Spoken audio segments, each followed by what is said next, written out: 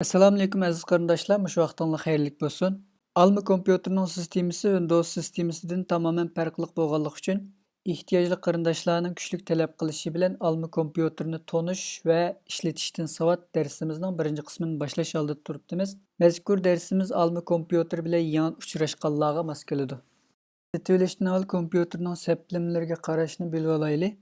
Oldi bilan bu yerni bosgandan keyin Mac haqida bu açılgan ko'znakda kompyuterninki tiplari va boshqa uchurlar ko'rinadi.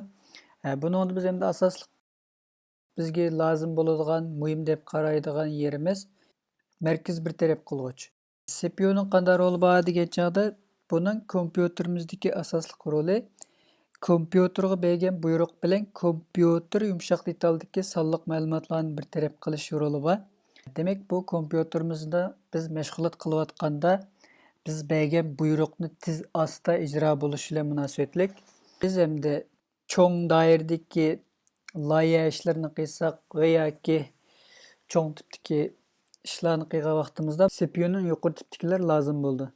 Undan boshqa ichki saqlag'ich. Ichki saqlag'ichning roli CPU hisoblab chiqqan sonliq ma'lumotni saqlash orqali programning normal ijro bo'lishiga yordam berdi. Demak, CPU bilan RAM ikkisi birisi bek yuqori bo'lib ketib, birisi bek tuvan bo'lib ketsimi, yana buning tezligiga ta'sir etadi.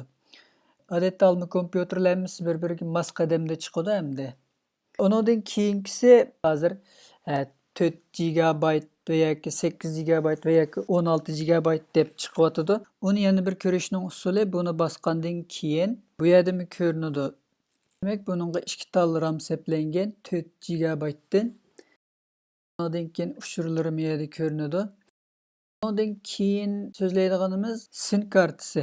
SIM kartasi endi kompyuterimizdagi bizga kino va yoki rasm va yoki ranglik narsalarni ko'rgan vaqtimizda bizga ko'rsatib beradigan ko'rsatgich. Buning roli intayin cho'ng. Loyiha ishlarini qilgan vaqtimizda bizga rangni rang shaklida ko'rsatadigan va yoki kino ko'rsak, shu kinolarning qatlanmay suzuk holatda ko'rinadigan rasmning shu shakllarda mush SIM kartasining muhim roli bor. SIM kartasi odatda ikki turlik bo'ladi. Biri asos taxti bilan birikma holatda chiqadi. Ayrim seplangan SIM kartasi bo'lsa, buningki roli texmi yaxshi joriy bo'ldi hamda ayrim seplanganlik uchun rasm ko'rsakmi, kino ko'rsakmi va yoki rang ishlarini qilsak, buningda bizga alohida cho'ng rol o'ynab berdi. Odatda program ishlarini qildiganlar, loyiha ishlarini qildiganlar shuni ayrim seplatib ishlatadi.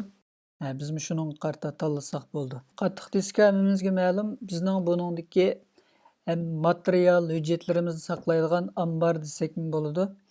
Bu xotir kompyuterlik 128 dan boshlanadi. Meyadan ko'ralaymiz.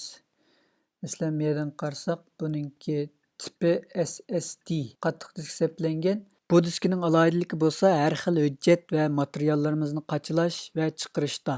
Uningdan boshqa sistemaning nihoyat ravon bo'lishida asosli rol o'ynaydi. Bugungi darsimiz mush yergacha bo'lsin. Texmi ko'p qarindoshlarimizning foydalanishi uchun tarqitib qo'ygaysizlar. Kelar qatimda ko'rishgacha omon bo'lgaysizlar. Allohga omonat.